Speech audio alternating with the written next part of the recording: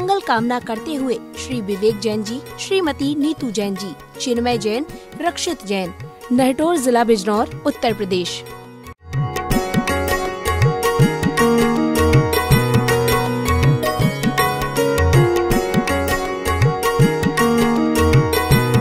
जय श्री ओम नमः सिद्धेभ्यः।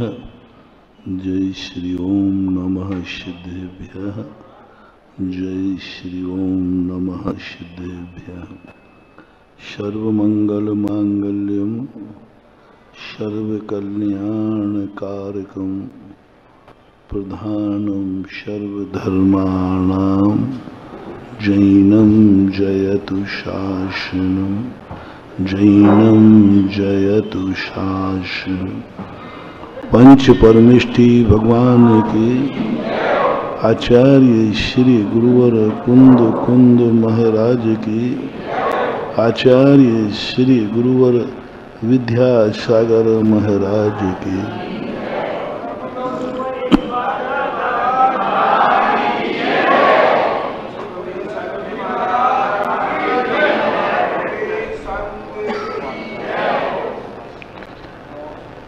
व्यक्ति के मन में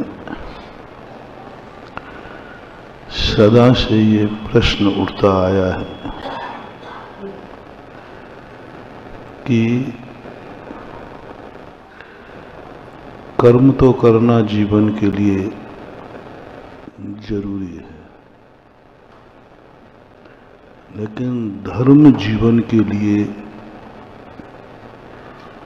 क्यों जरूरी है, ये बात समझ में नहीं आती।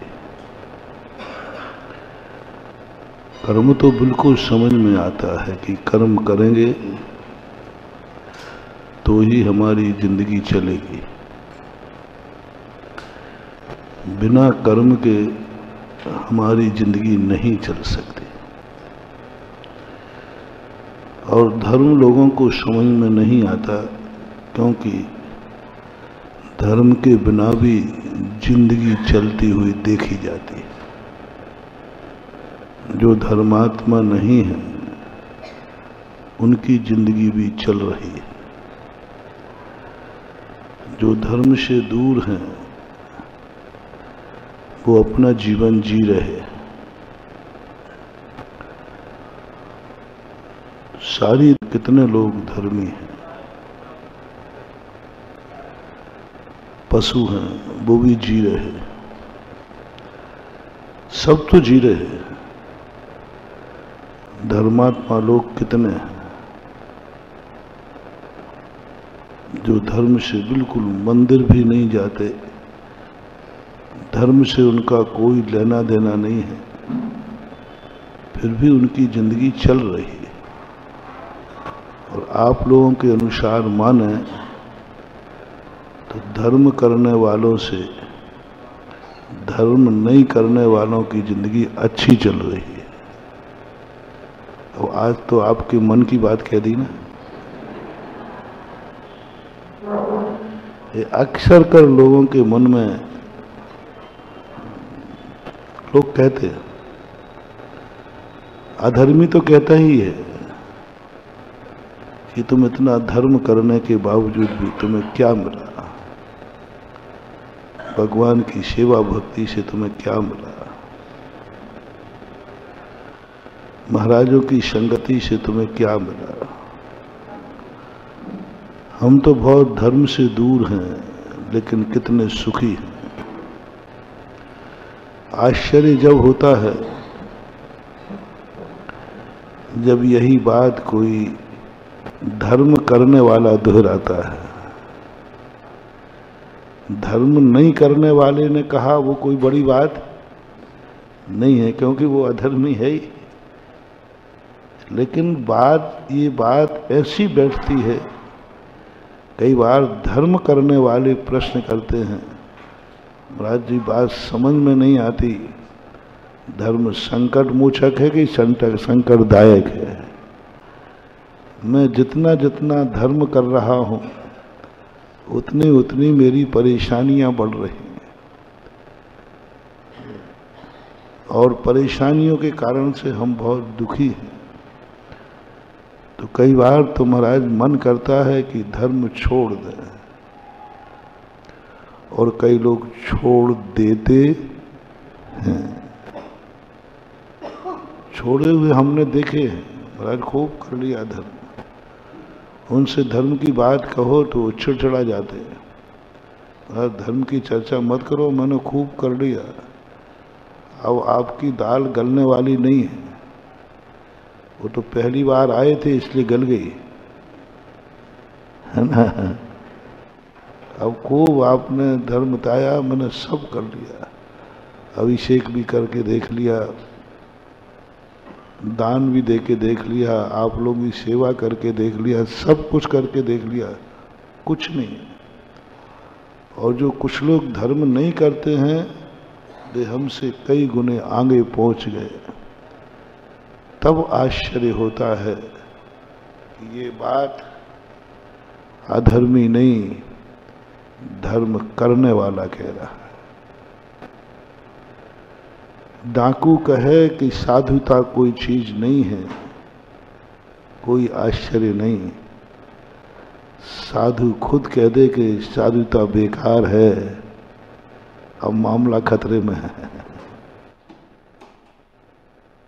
डाकू की कोई बात मानेगा नहीं क्योंकि वो डाकू है। अधर्म की कोई बात मानेगा नहीं क्योंकि वो अधर्मी है। कोई नहीं माने, वो कितने कहता रहे धर्म बेकार है, कुछ नहीं, क्योंकि वो अधर्मी है। सारे लोग उसे अधर्मी मानते हैं। वो कितना भी धर्म की बुराई करे, पापी, गुंडे, डाकू, दुर्जन, जुआड़ी, नशेड़े, ये कितने भी धर्म और धर्मात्मा की बुराई करे, कोई भी उस पर गौर नहीं करता, क्योंकि जानते हैं कि ये तो बुराई करेगा ही, क्योंकि ये धर्मात्मा नहीं है। लेकिन सबसे ज्यादा खतरनाक वो है जब धर्मात्मा धर्म की बुराई करने लग जाए, पूजा करने वाला पूजा की बुराई करने लग जाए, वृत्तियों की बुराई करने लग जाए, मुनि पद की बुराई करने लग जाए, अब धर्म को बहुत बड़ा खतरा है।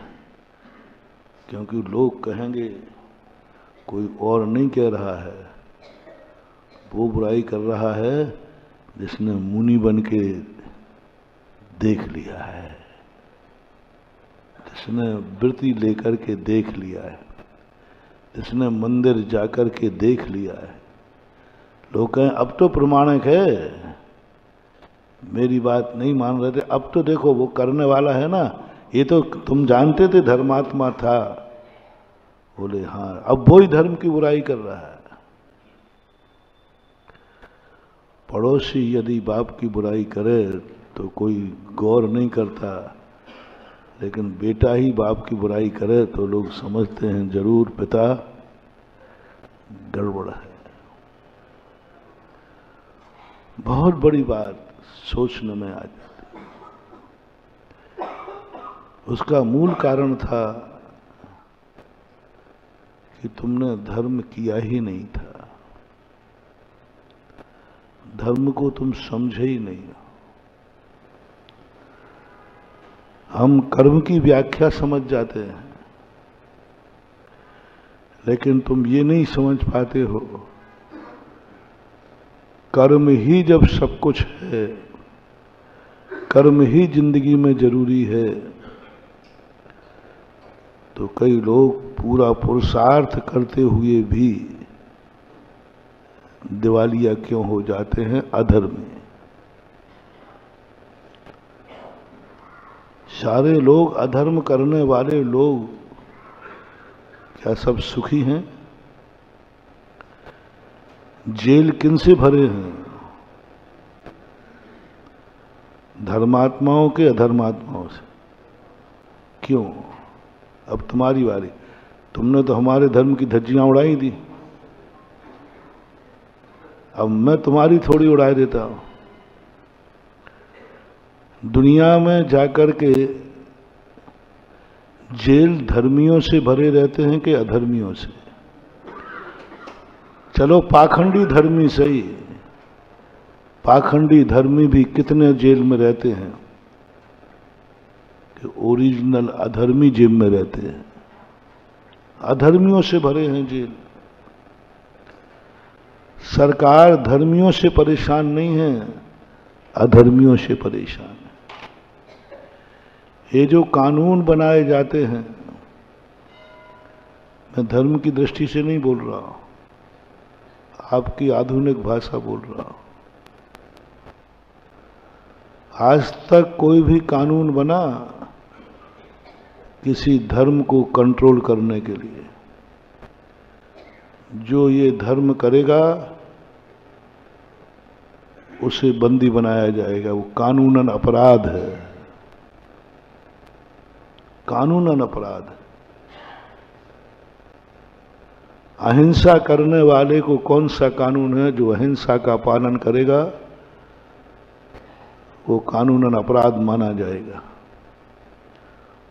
धर्म का अर्थ क्या है? सांप्रदायिक विद्वेष अलग चीज है कि कोई संप्रदाय कहीं है, दूसरे संप्रदाय वाला जाएगा तो उसको मना करेगा। ऐसे देश हैं जहां एक ही संप्रदाय चलता है, दूसरा संप्रदाय वहां स्थापित करना कानूनन अपराध है। जैसे बहुत सारे विदेशों में मुस्लिम कंट्रीज है ना, वहां पर उनका ही धर्म चलेगा, लेकिन वो धर्म है तो सही, उसका नाम वो अधर्म दिए हैं कि धर्म, एक ही सही, लेकिन उनकी दृष्टि में नाम तो उसका धर्म ही है ना। हाँ, अपने दूसरे प्रतिपक्षी दुकान को नहीं खुलने दे रहे, आके धंधा तो वही कर रहे हो ना। एक व्यापारी होता है, एक होता है कि भाई इस मार्केट में क्या, दुनिया में ये चीज बिकेगी ही नहीं, वो कानूनन अपराध माना जाता है। लेकिन एक दूसरा व्यापारी कह रहा है इस मोहल्ले में हम उस दुकान को नहीं खुलने देंगे, और वो स्वयं उसी का धंधा कर रहा है। जो स्वयं जिसका धंधा कर रहा हो और किसी दूसरे का निषेध कर रहा हो, तो ये सही और गलत का निषेध नहीं है, ये तो अपने स्वार्थ की बात है। ऐसा एक भी देश नहीं है। पहली बात तो यही निर्णय करो, मैं बहुत बार कहा करता हूं, कानपुर से लोगों को भी पूछना चाहता हूं, विश्व का ऐसा कौन सा देश है जिसमें कोई ना कोई धर्म ना हो, कोई ना कोई अदृश्य शक्ति भगवान ना हो, जिसके कोई गुरु ना हो, जिसकी कोई धार्मिक ऋचा ना हो, यानी धर्म का उपदेश मंत्र ना हो। ऐसे एक देश का नाम बताओ जिस देश में कोई धर्म नहीं है,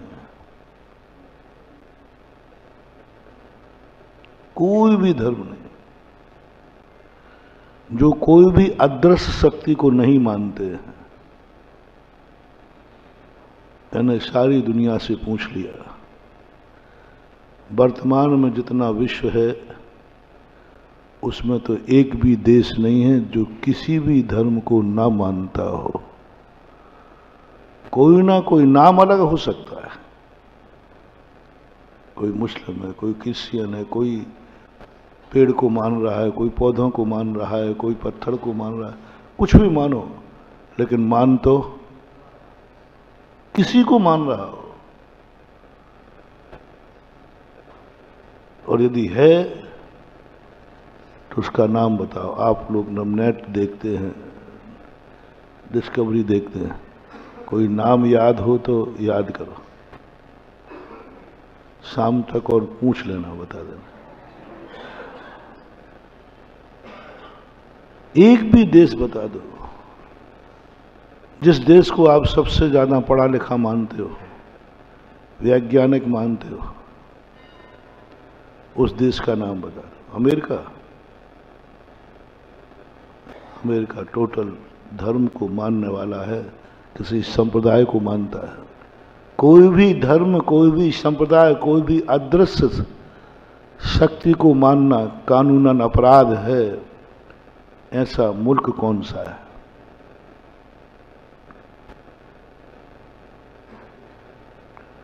कहीं नहीं। तो पहला प्रस्ताव शर्म सम्मति से मेरा पास हुआ कि तुम्हारा पास हुआ, बात खत्म। पहली जीत तो हमारी यही जीत है। लोगों से लोग कहते हैं तब तो मैंने कहते भाई देखो, जब दो चीजों की बहस हो जाए तो फिर एक ही निर्णय होता है, वोट डाल। जिसका बहुमत है वो जीत जाएगा। लो, मैंने धर्म और अधर्म की वोट डाल दी। भगवान है कि नहीं, वोट डाल दो। वो किसी भी नाम में हो, कोई ना कोई के देश में कोई ना कोई गुरु होते हो, वोट डाल दो। कोई ना कोई ऐसी अदृश्य शक्ति है जिसको कोई देश नहीं स्वीकार करता हो। तुम कहते हो भगवान नहीं है, मैं कहता हूं है। तुम कहते धर्म नहीं है, मैं कहता हूं धर्म है। तुम कहते हो कि प्रभाव नहीं है, मैं कहता हूं है। अब क्या करें? मीटिंग में जब दो बातें आ जाएं तो आप लोग क्या करते हो? भाई मत ले लो। पार्लियामेंट में यदि कोई व्यक्ति गलत हो जाए तो कहते हैं वोटें डलवा लो। चलो सारे विश्व की वोटें डलवा दो। पहले डलवाओ कि कोई अदृश्य महाशक्ति है कि नहीं, जैसे भगवान, ईश्वर, अल्लाह, कोई भी नाम दे सकते हो आप। वो है कि नहीं, वोटें डालो। नहीं में कितने देश के वोट पड़ेंगे और हां में कितने देश के वोट पड़ेंगे? बोलो। तो बहुमत से प्रस्ताव तो पास मेरा हो गया कि नहीं, कि अदृश्य शक्ति है। नाम बदलना चाहो तो बदल दो, नाम से कोई फर्क पड़ने वाला नहीं है, लेकिन अदृश्य शक्ति है। सारा विश्व गलत नहीं हो सकता, एक व्यक्ति गलत हो सकता है, एक देश गलत हो सकता है, सारे मुल्क गलत नहीं हो सकता, हो ही नहीं सकता। आज तक कोई विज्ञान बता दो, वैज्ञानिक, जिसने किसी धर्म का मानने वाला ना हो। वैज्ञानिक जो दुनिया के सामने बोलते हैं धर्म कुछ नहीं है, बेकार है।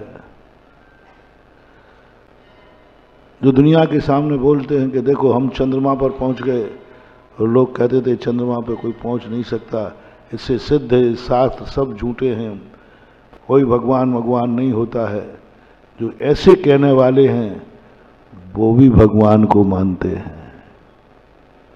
एक वैज्ञानिक नहीं, मैंने सबकी एक बार सबको, बहुत जितने थे मैंने उनके नाम बताओ, सबसे पूछा, सबको देखा, सब अंदर से कोई ना कोई को मानते हैं। बाहर डींगे हाँकते, बाहर आज फैशन बन गया। यदि आप कोई व्यक्ति अपने को धर्मात्मा आज कहना नहीं चाहता, वो कहते महाराज धर्मात्मा चार लोगों में बोलने प्रेस्टीज डाउन होती है। आज स्टेटस बन गया कि नहीं मैं किसी धर्म को नहीं मानता हूं। वो समझता है कि लोग मुझे, मैं महाराज की बातें नहीं मानता हूं। जो मानता है उसको डर लगता है कि लोग कहेंगे तुम आज भी बुद्धू के बुद्धू हो। आज स्टेटस बन गया, जो मंदिर नहीं जाता वो अपने आप को गौरवान्वित महसूस करता है, जो धर्म नहीं करता वो गौरवान्वित महसूस करता है, जो रात में खाता है वो कहता है मैं, रात में खाने वाला आज बहुत डरता है, अपनी बेइज्जती महसूस करता है, बेइज्जती महसूस करता है। आज लोगों को रात में नहीं खाता हूं ये कहने में शर्म आती है, और रात में खाने वाला गौरव करता है कि मैं देखो रात में खाता हूं। कई जैनी शराबी मांसाहारी हो गए इसी स्टेटस में कि मैं कोई जैन मैन धर्म को नहीं मानता, मैं जाति कुल को नहीं मानता, मैं इन परंपराओं का आदी नहीं हूं। और वो अपने आप को क्या महसूस कर रहे हैं? आज की पहचान हो गई है। धर्म को धर्म प्रदर्शन करने में शर्म आती है, अधर्मी को नहीं आती है। छोटा सा उदाहरण देता हूं। आप पानी छान के पीते हैं,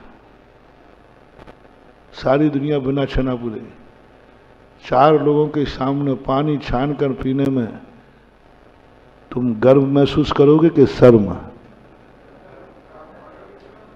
झूठ मत बोलना। 90% लोग शर्म महसूस करते हैं। लोग क्या कहेंगे? ये बुद्धू छान के पानी पी रहा है।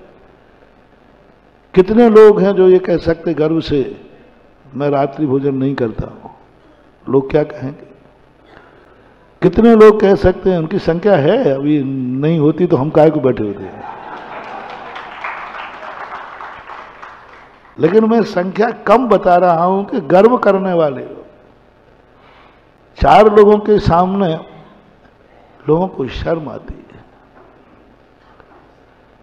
आज जितना बड़ा आदमी बनता जाता है उसे धर्म करने में शर्म आना शुरू हो जाती है। चाहे उम्र में बड़ा हो, चाहे धन में बड़ा हो, चाहे मेजॉरिटी में बड़ा हो, चाहे पद में बड़ा हो, जैसे जैसे बड़ा होता जाता है वैसे वैसे धर्म में दिखाने में उसको शर्म आती है। कि एक बालक परम मुनि भक्त था, नित्य प्रतिदिन अभिषेक पूजन करता था। वो IAS ऑफिसर बन गया। उसके बाद वो मिला तो मैंने कि भाई बहुत अच्छा हुआ आपका अभिषेक पूजन, और मैंने उसको आशीर्वाद दिया था इंटरव्यू में पास होने का। बड़ा गरीब था, परेशान था। मैंने कहा चलो भाई, अच्छे से दिया, शांति धारा में भी भावना कर ली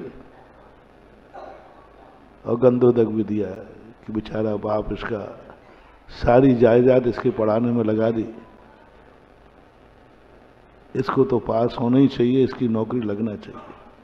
उसकी नौकरी लगी। नौकरी लगने के बाद वो दोबारा दिखा नहीं, और मैं इंतजार करता रहा कि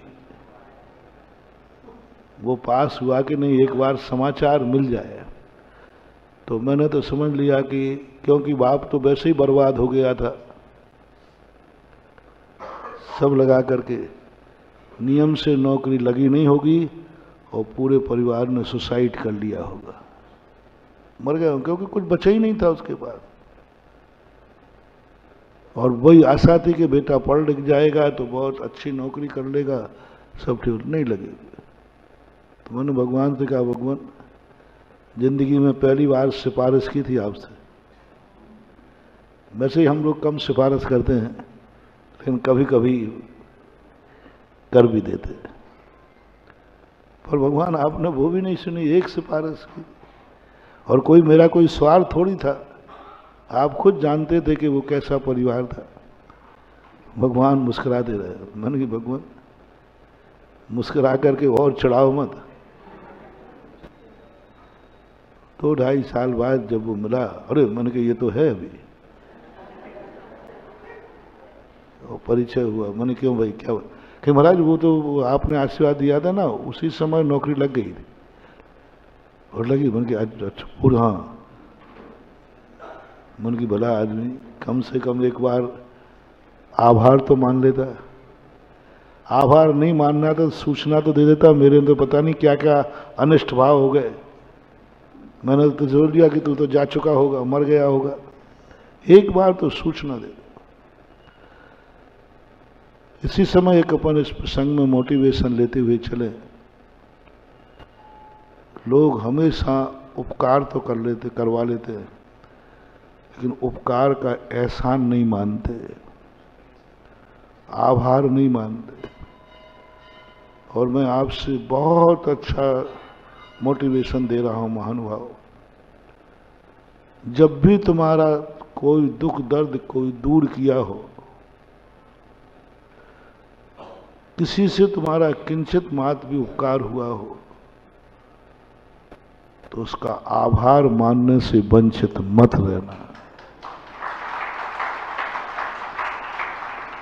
आप लोग बहुत बड़ी गलती करते हैं। कितने बार आपके धर्म कार्यों से किसी के द्वारा आपका उपकार होता है, लेकिन आप गलती कर देते हैं, उसका आभार न मानने से पुनः फिर संकट में आ जाते हैं, पुनः फिर संकट में आ जाते हैं। पहला जो तुमने किया वो तो वर्तमान संकट को दूर करने की बात थी, और दूसरा जो मैं आभार की चर्चा कह रहा हूं वो भविष्य के संकट दूर करने की विधि है। आज तुम्हें वो संकट आया, तुम परेशान हो गए, किसी ने दूर कर दिया। आपको एक बार संकट आया, आपने भगवान की शांति धारा की, आपका दूर हो गए। उनसे मैं कहता हूं एक शांति धारा और करना, आभार में शांति धारा करने से ये हो जाएगा, भविष्य में उस प्रकार का संकट दोबारा नहीं आएगा।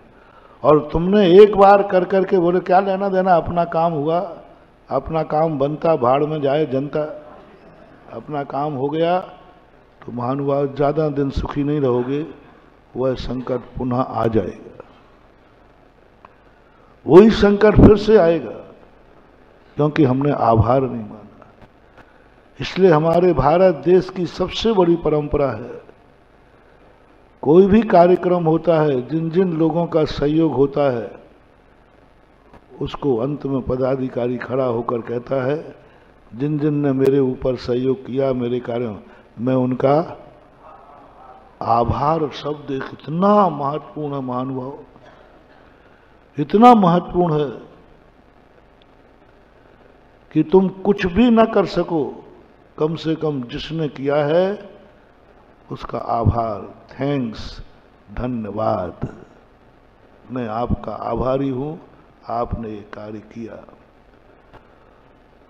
मंदिर में, धर्म में जिसने भी तुम्हें लगे कि इसका मेरे ऊपर उपकार है, यदि ये नहीं होते तो मेरा यह नहीं होता, आप उसका आभार प्रदर्शन जरूर करना। नमोकार मंत्र से, माला से तुम्हारा संकट दूर हुआ है, एक माला और फेरना आभार में। कोई तुमने विधान करके संकट दूर हुआ है तो एक विधान और करना आभार में करना, क्योंकि आभार का, आप सुबह मंदिर आते हैं, जो नहीं आते हैं उनको अभी नहीं कह रहा हूं, उनको तो अभी बाद में बताऊंगा। पहले जो आते हैं, यदि उनका दिन सही निकल जाए तो शाम को मंदिर में जरूर आना, आभार की। आज ये बहुत बड़ी भूल हो रही है। पहले जितने लोग मंदिर में सुबह आते थे उतने लोग मंदिरों में शाम को भी आते थे। नियम रहते थे, व्यापार से, दुकान से बंद करके हर व्यक्ति शाम को मंदिर जाकर के घर जाता था। मंदिर जाएगा, नियम से जाएगा।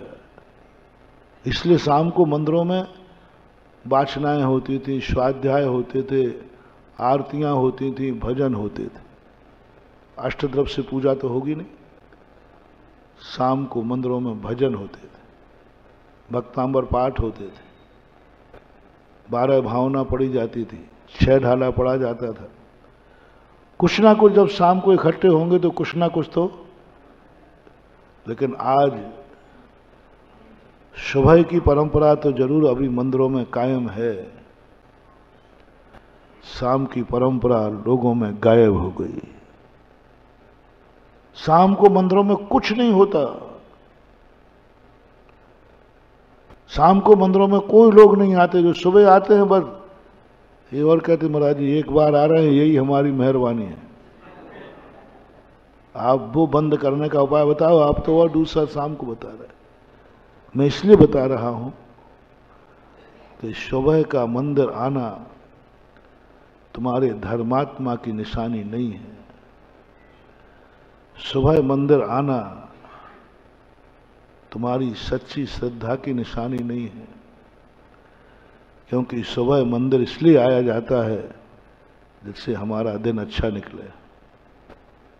ये तो स्वार्थ है।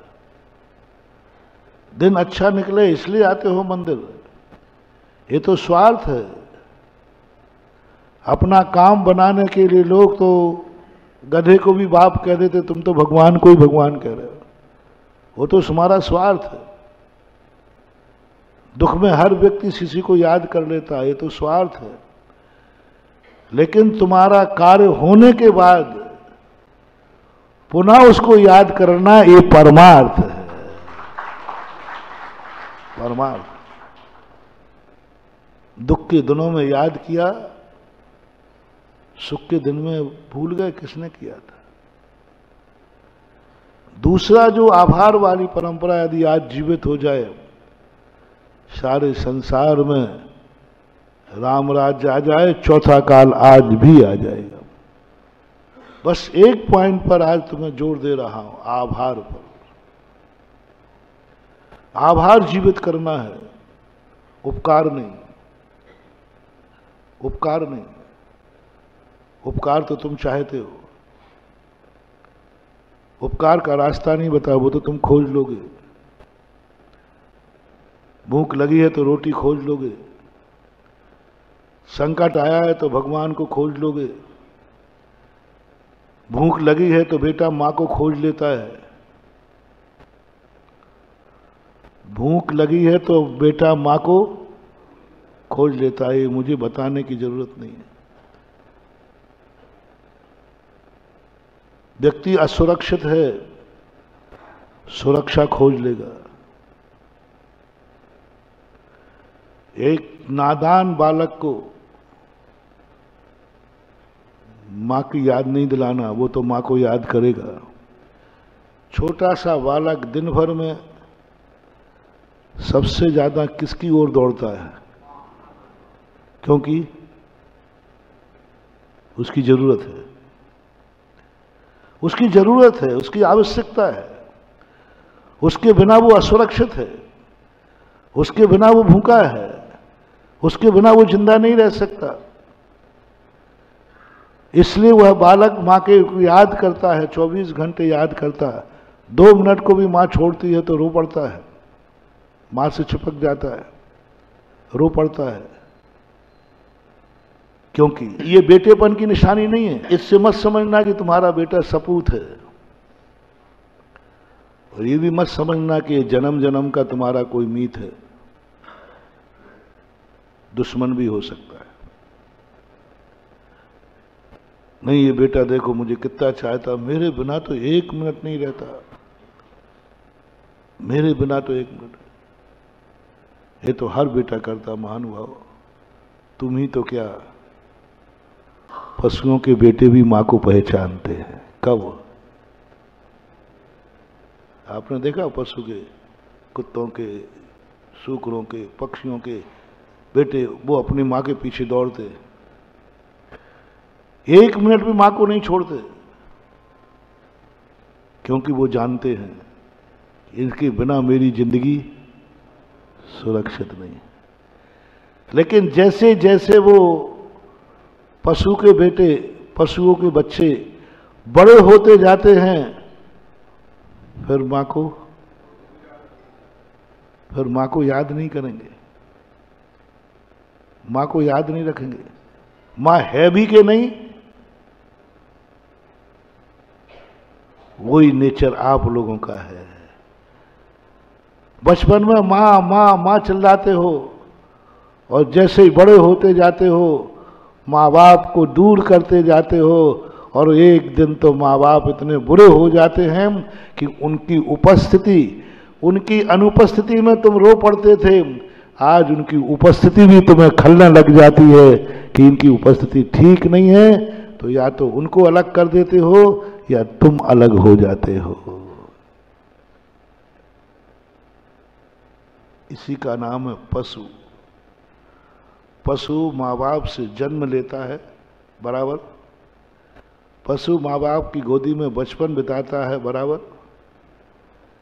माँ बाप के पीछे दौड़ता है बराबर, लेकिन बड़े होने के बाद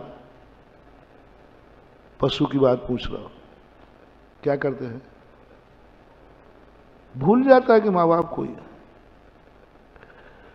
इसी प्रकार से आप लोग भी माँ बाप से दूध पिया, माँ बाप से जन्म लिया, उनकी गोदी में खेले, और बड़े होने के बाद यदि तुम माँ बाप से अलग हुए, माँ बाप तुमसे अलग किया तुमने, तो तुम मनुष्य भली हो, लेकिन पशु से अभी ज्यादा ऊपर नहीं उठे हो। पशु ही है, या तो वो पशु पर्याय से आया है और या पशु पर्याय में जाएगा। कानपुर का ये पहला सूत्र। कानपुर वाले कान खोल के सुनो, और कानपुर के बहाने लाइव सारी दुनिया सुन रही है, सारी दुनिया सुनो। यदि तुम माँ बाप को अलग कर रहे हो या तुम माँ बाप से अलग हो रहे हो, तो आज मोटिवेशन ले लेना कि या तो तुम पशु पर्याय से आए हो या मरकर के पशुओं में पैदा होगे। इन दो कारण के अलावा तीसरा कारण हो ही नहीं सकता। असंभव, असंभव, असंभव।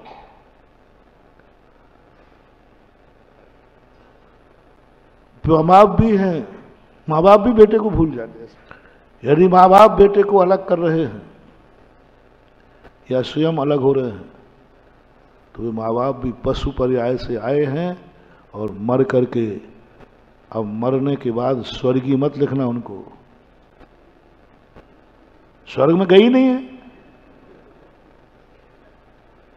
क्योंकि माँ बाप को अलग करके मरे हैं वो, बेटों को अलग करके मरे हैं वो।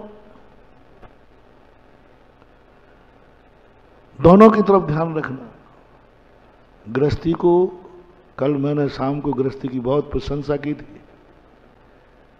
गृहस्थी है भी अच्छी तुम्हारी, लेकिन चूक जाओ तो बेटा ऐसी बर्बादी करेगी कि तुम कहीं के नहीं रहोगे। कोई बात नहीं, जैन दर्शन गृहस्थी का विरोध नहीं करता, लेकिन कानून, जैन दर्शन ने हर कानून बनाया, गृहस्थी का कानून बनाया, व्यापार का कानून बनाया, रोटी बनाना, सबके लिए भगवान ने सब कुछ कानून बनाए। ऋषभ देव अभी पंचकल्याणक में देखना, ऋषभ देव सबसे पहले संसार चलाना सिखाएंगे, मोक्ष बाद में सिखाएंगे। सब सिखाया उन्होंने, जो सिखाने की जरूरत नहीं थी तब भी सिखाया उन्होंने, सब बताए। लेकिन उसका एक कानून है, उस कानून के तहत आपको देखना है। आप परिवार में हैं तो आप परिवार में एक दूसरे का आभार न भूलें। बस जो बेटे कहते हैं कि नहीं, अपनी पत्नी से कह देते हैं शादी के पहले ही, मैं उस गुरु का चेला हूं जिस गुरु ने उपकार नहीं सिखाया, आभार सिखाया है।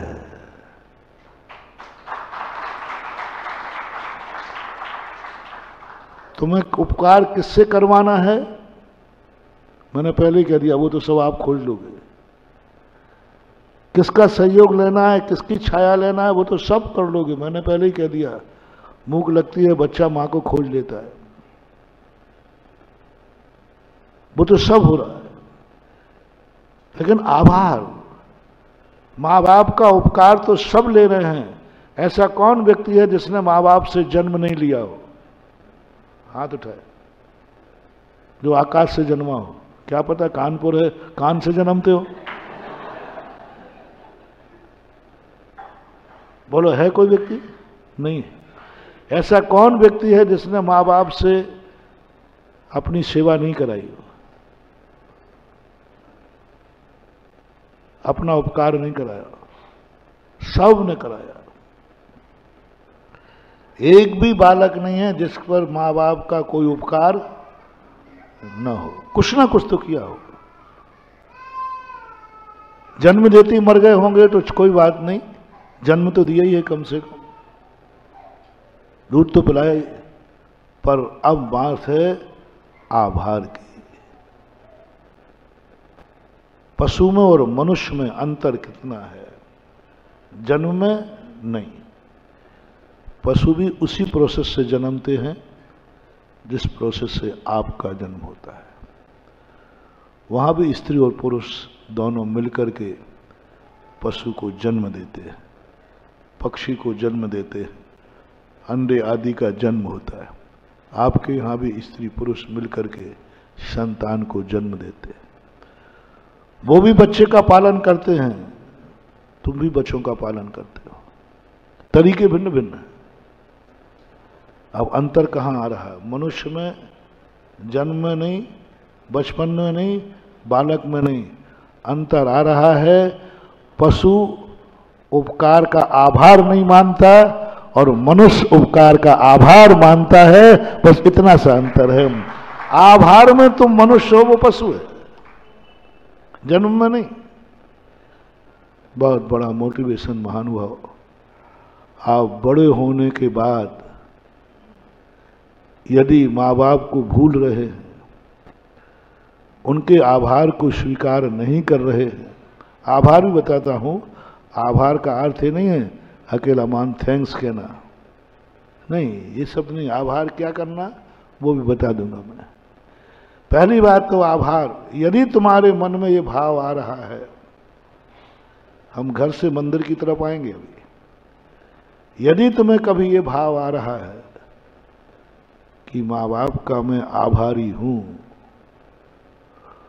जब मैं असमर्थ था तब उन्होंने मुझे नहीं छोड़ा, आज वो असमर्थ हैं, मैं उनको नहीं छोड़ूंगा, यह है आभार। मात्र एक आभार शब्द की व्याख्या कर रहा हूं मैं, उपकार की नहीं। उपकार उपकारी तो खूब स्वार्थ में बदल गया। उपकार उपकारी तो जितने हमने उपकार उपकारी की चर्चाएं की, सब स्वार्थ में बदल गई, और मैंने उपयुक्त भी नहीं समझता हूं, क्योंकि उपकार उपकारी तो सब जहां जिसका मौका पड़ता है, जो जरूरत है वो खुद अपने आप छोड़ लेता है। संकट वाला व्यक्ति जिसको दुख आते ना, पता नहीं कहां से नंबर लेकर के और किसके बोले महाराज जी फलाने व्यक्ति के फलाने चंद का आपके पास समाचार आया। मैंने क्यों? कहीं वो अस्पताल में भर्ती है, आशीर्वाद मांग रहा है। मैंने कहा यहां भी खोज लिया उसने। संकट वाला व्यक्ति तो तुम जंगल में कहीं भी गुम जाओ, यदि गुरु का किसी के पास एड्रेस, गुरु कभी गुम नहीं सकता। किनके द्वारा? जिनके ऊपर में संकट बने रहे वो गुरु का पता रखता है, नहीं मिलता तो पता लगा लेता है। क्योंकि वो संकट वाला मंदिर बुलाने की जरूरत नहीं, वो मंदिर खोज लेगा। संकट वाला माँ बाप को याद करेगा, दुख में सुमरन सब कर खोज लेगा। वो कोई उपकार की जरूरत नहीं माना कि वो अपने आप खोजेगा। उपकार करने वाले को बनाना है, तुम्हें उपकार स्वीकार करना है, ये बताने की जरूरत नहीं। ये तो सब स्वार्थ में बदल गया। अब वह उपकार आपके लिए फलदायी। मात्र इतना सा कहना है तुमसे, आभार। बस तुम्हें जैसे ही माँ बाप वृद्ध हो और तुम बड़े हो, मैं बस बड़े हो इतना ही सा सोचना है। आज तुम इतने बड़े हुए, इस पर किन किन का उपकार है। बस आज तुम बढ़ करके बड़े हो गए, किन का उपकार, किन के संस्कार, उसको याद करो। उन सब की लिस्ट बनाओ। क्या तुम स्वयं बड़े हुए हो कि बड़ा किया गया है? आज तुम इतने अच्छे हो तो तुम अच्छे थे या अच्छे बनाया गया है? अच्छे तो तुम जब जन्म था ना तो गंदगी उठा के खा लेते थे, आज अच्छी चीजें खा रहे हो किसकी बदौलत?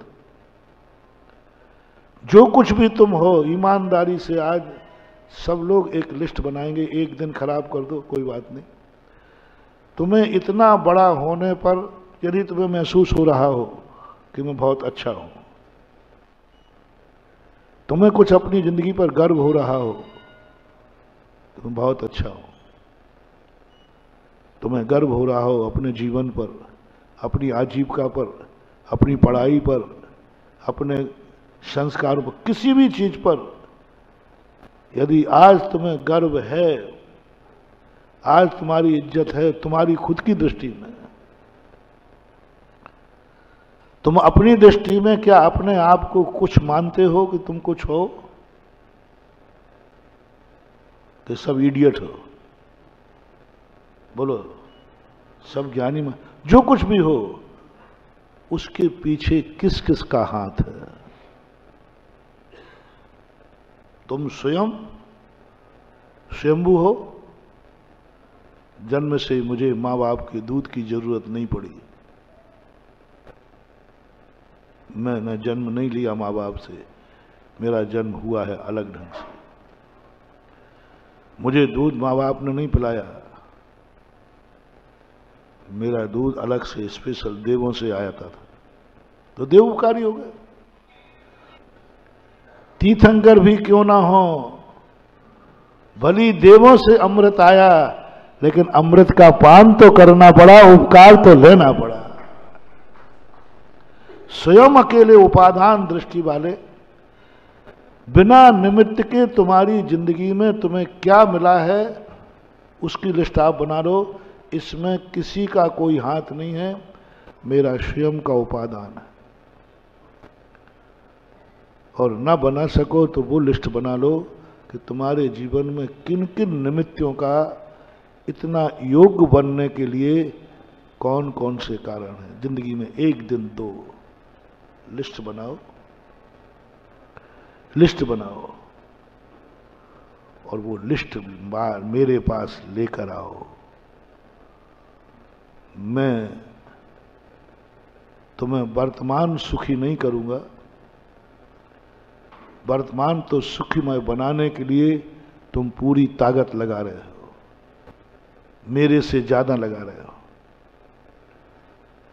वर्तमान में तुम्हें सुखी होने के लिए मेरे से ज्यादा चिंतित आप हो कि मेरा वर्तमान सुखी हो, वर्तमान सुखी हो। मैं उतनी चिंता नहीं करता, और वर्तमान सुखी करने के लिए जितने तुम रास्ते जानते हो वो मैं भी नहीं जानता,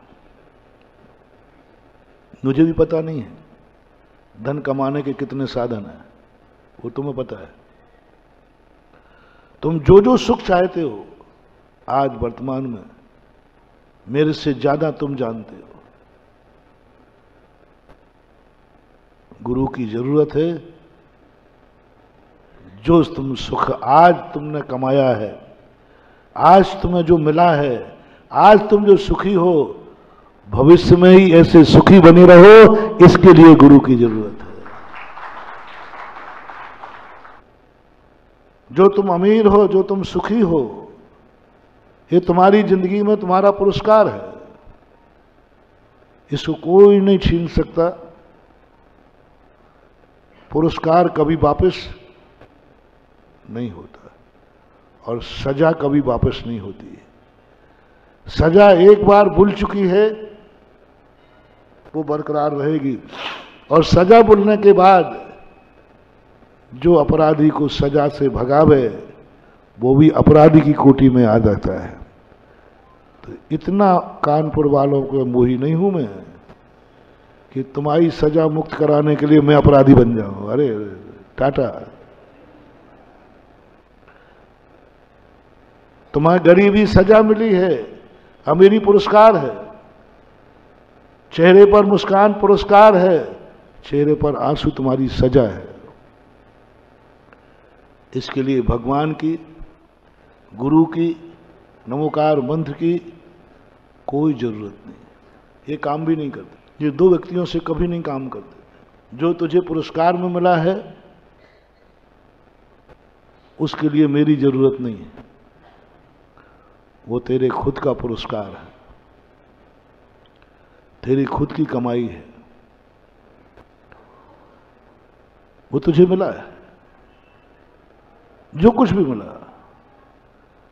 तुम्हें माँ बाप मिले हैं वो तुम्हारे पुरस्कार है, अच्छे माँ बाप मिले पुरस्कार है, अच्छा पालन किया पुरस्कार है, जिन जिन ने तुम्हारे ऊपर उपकार किए हैं वे सब पुरस्कार है, उसमें मेरा कोई हाथ नहीं, उसमें मेरी कोई जरूरत नहीं, वहां तक गुरु का कोई स्थान नहीं, मंदिर का कोई स्थान नहीं। उपकारी भी मिला है तो पुरस्कार में मिला है, उपकारी मिला है तो अच्छी जाति, अच्छा कुल, अच्छा देश, सब कुछ तुम्हें अच्छा मिला है। मेरे सामने जो बैठे रहते हैं सब अच्छे लोग ही रहते हैं, बुरे लोग तो यहां आ ही नहीं पाते। ये मंदिर तुम्हारे पुण्य से बना है, पूरे नगर के पुण्य से बना है, ऐसे ही सूखा काम नहीं चलेगा। तुम्हारा इस मंदिर में क्या योगदान है? क्या योगदान है? तुम्हारे पुण्य से बना है, तो तुमने कभी कहा कि मेरे पुण्य से मंदिर बनाया है? तुम्हारा क्या पुण्य का भाग उसमें लगा है? पंचगणक तुम्हारे पुण्य से हो रहे हैं, क्या तुम पंचगणक में एक अर्घ भी चढ़ाओगे? लो, निर्णय क्या हुआ है? ये पंचगणक किनके पुण्य से हो रहा है? तुम्हारी क्या भागीदारी है इसमें? तुम्हारे पुण्य से हो रहा है। तुम्हारे घर में बारात आई है, तुम्हारी क्या भागीदारी है? बारात तुम्हारे पुण्य से आई है, तो क्या घराती सो पाएगा? तुम्हारा क्या भागीदारी है? सारे कानपुर से मेरा कहना है, क्या भागीदारी है? तुम्हारे कानपुर में पंच कल्याणक हो रहा है, इस पंचकर्णक में तुम्हारी क्या भागीदारी है? क्या पार्टिसिपेट करिए तुमने? गर्व से कह सको भगवान मेरे पुण्य से पंचकर्णक हुआ है। सबूत क्या है? 5 दिन मैं पूजा में बैठकर तेरी पूजा की है, 5 कल्याणक की, ये मेरी भागीदारी है। मैं बराती नहीं हूं भगवान, घराती हूं। बराती फोकट में आता है, घराती दिन रात एक कर देता है। क्योंकि किनके भगवान है? जिनकी बारात होती है वो घराती कहलाता है, और जो बाहर से आते हैं वो तो कानपुर के भगवान हैं। तो कानपुर वाले बाराती मत बनना रे, घराती बनो, घराती। और घराती का काम क्या है? बोलिए टाई भाई लगा के जीप में बैठ जाए। अरे हमें सब मालूम हो, घराती को पानी भी नसीब नहीं होता, चलते फिरते खाने में तो होता है कि नहीं? भले बताओ, 3 दिन की बारात तुम्हारे घर में आ जाए तो तुम्हारी क्या हालत होती है? बोलो महिलाओं, मेहनत होती कि नहीं? खाना पीना सब भूल जाते हो, खिलाने में लग जाते हो। खाना पीना सब भूल गए, खिलाने में लगे, क्योंकि घराती हो। बोलो ये पंच कल्याणक किनके पुण्य से हो रहा? फिर से रिपीट कर रहा हूं बार बार। तो तुम घराती हुए कि बराती? घराती है तो घराती की क्या पार्टिसिपेट है? घराती क्या दस्तूर करेगा?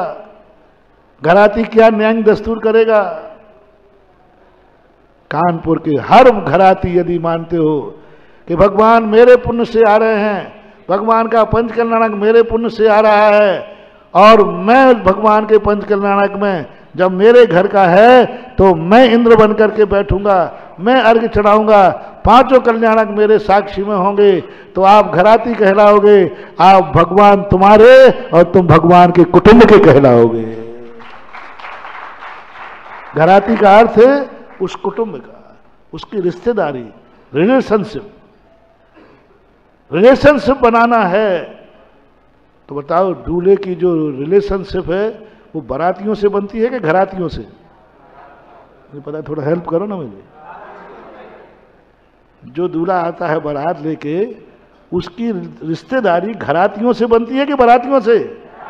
हाँ, घरातियों से बनती है, बारातियों से नहीं। अब भगवान तुम्हारे यहां आ रहे हैं और तुम घराती हो, रिश्तेदारी किससे बनना है? कानपुर वालों से बना लो, चूक जाओ। नहीं तो बारात घर में आई और रिश्तेदारी बनी नहीं तो क्या करोगे कल? ये है, क्या भागीदारी है, तुम्हारे पुण्य से हुआ है। गुरु नगर में तुम्हारे पुण्य से आए। मैंने पहले ही कहा, मैं नहीं आया हूं, पुरस्कार में आया हूं। किसके पुण्य से? कानपुर के पुण्य से। क्या भागीदारी है? थोड़ा मैं अपनी बात भी तो कह रहा हूं थोड़ी। क्या भागीदारी है? तुम्हारे पुण्य से आया हूं, क्या भागीदारी है? अब साधु की भागीदारी निभाओ। क्या है? भगवान की तो मैंने बना दी पंच कल्याणक के लिए, भगवान की तो बना दी मैंने और भी। अब महाराज की भागीदारी क्या है? कौन कितने कदम पैदल चला बिहार में, ये महाराज की भागीदारी है। जब साधु नगर में आवे और उसके साथ पैदल चल के बिहार लाओ तो फिर ये संबंध तुम्हारा बन जाएगा। किसके पुण्य से आया हूं? जो रास्ते में पैदल चल करके लाए हैं उनके पुण्य से आया। अपना भी सिस्टम है सीधा, तुम हमारे नहीं, हम बस मैं भी उन्हीं का हूं जो मुझे लाए। कौन पैदल चल के लाए? इसलिए कहा गया जब नगर में साधु आए, जहां से पता चले कि साधु मेरे पुण्य से यहां आ रहा है, वहां से साधु के साथ पैदल चल के आओ। और जहां साधु जा रहा है